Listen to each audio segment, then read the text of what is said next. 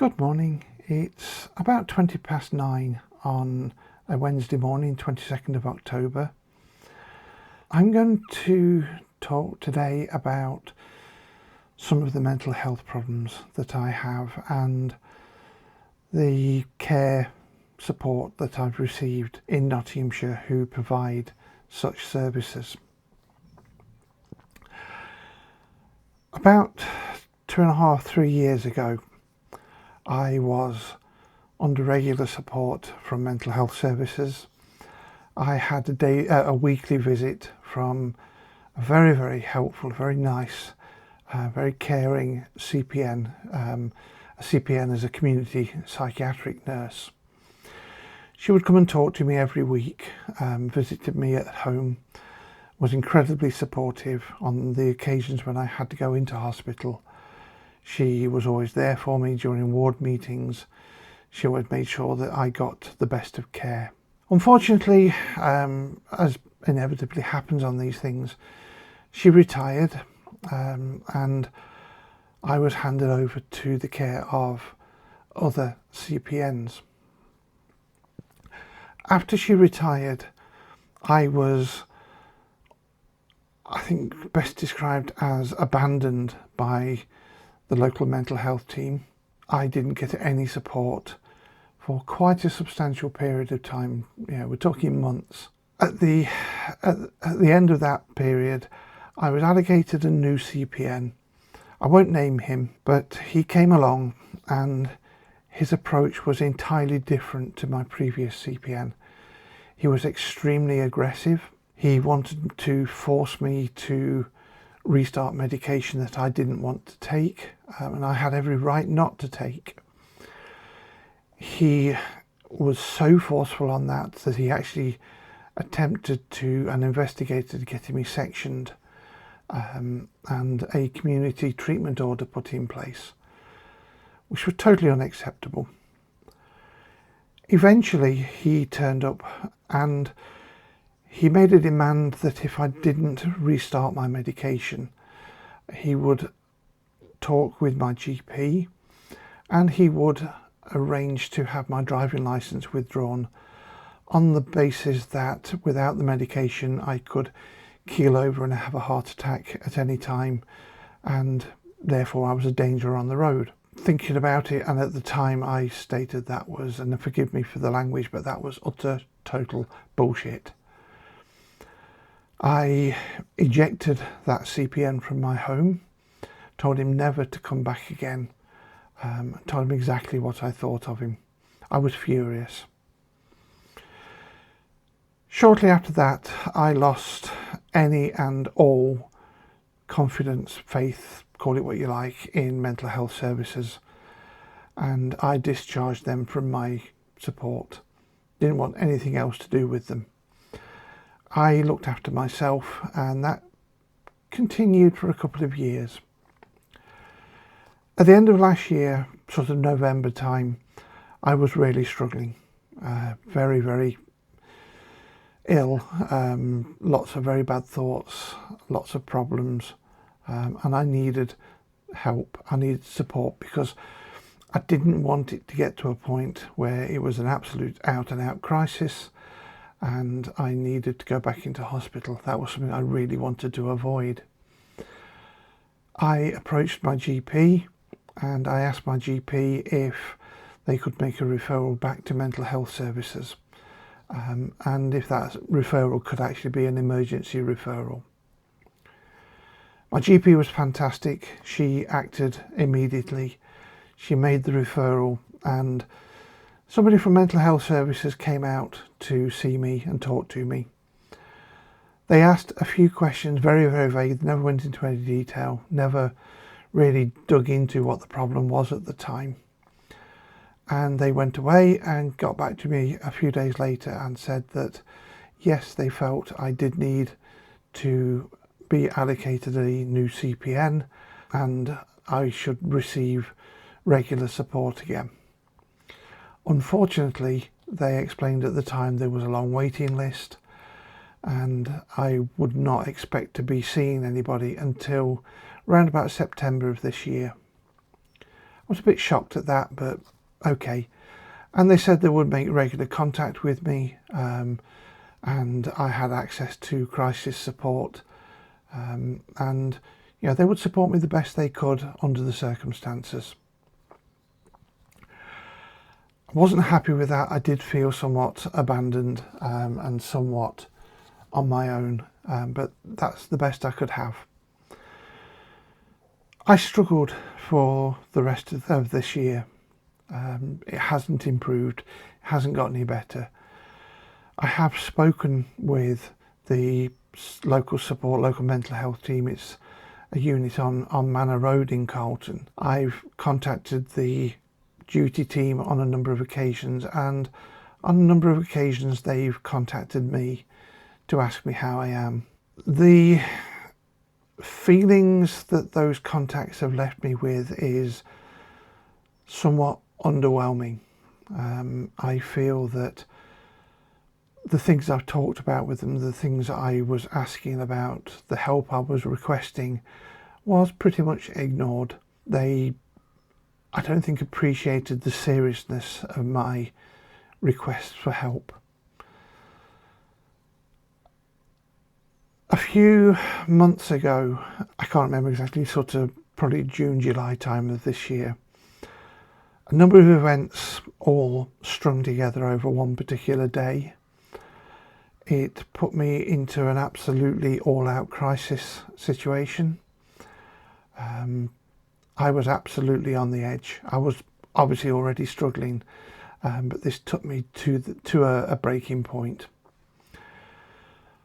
I jumped in my car, I drove off, sat down by the river, and rather than escalate it and take it to levels that would have involved untold problems, I contacted the crisis support team on their number. It's the 111 service here in the UK, and you select option 2, which is the mental health support line.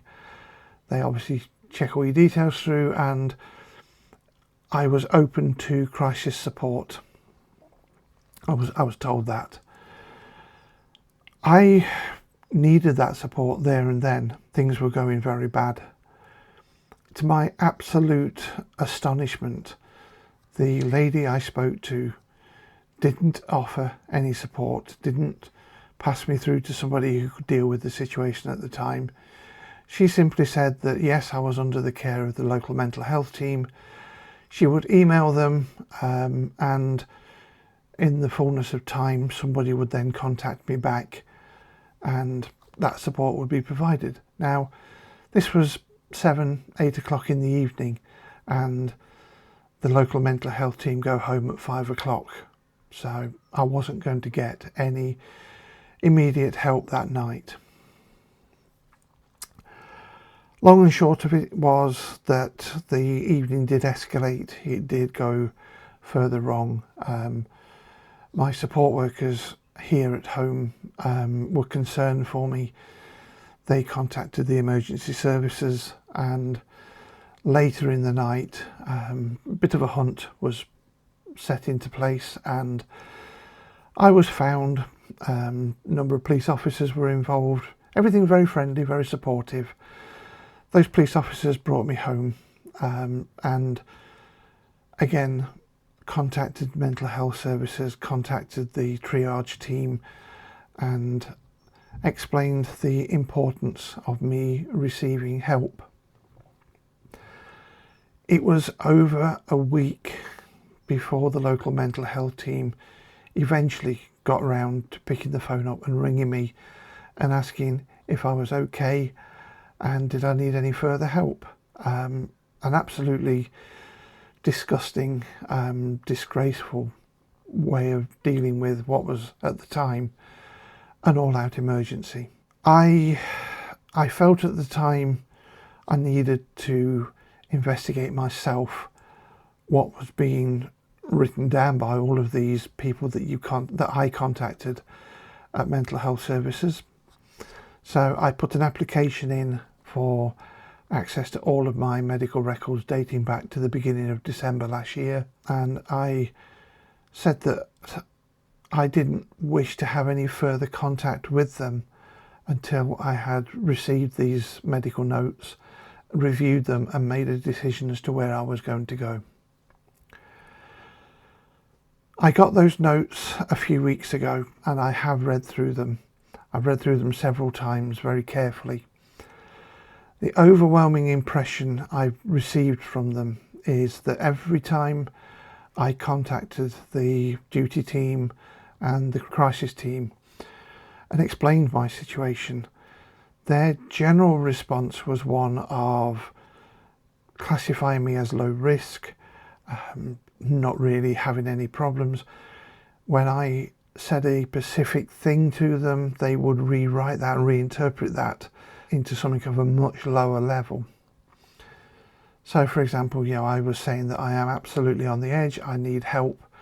They would turn around and say, well, everything seems to be going okay. A particular thing that I noted was a couple of times I explained that I was only getting maybe 2, at the best 3 hours of sleep a night. This was causing me a lot of stress and distress. And they turned around and said, well, at least you're getting some sleep, so that's all right. Ridiculous, absolutely ridiculous. Other things they came back with was, go away, listen to some music, go and relax, don't worry about it. All sorts of rubbish, absolutely terrible. I rang them and I spoke to somebody who was very nice. Everybody I spoke to was always very nice.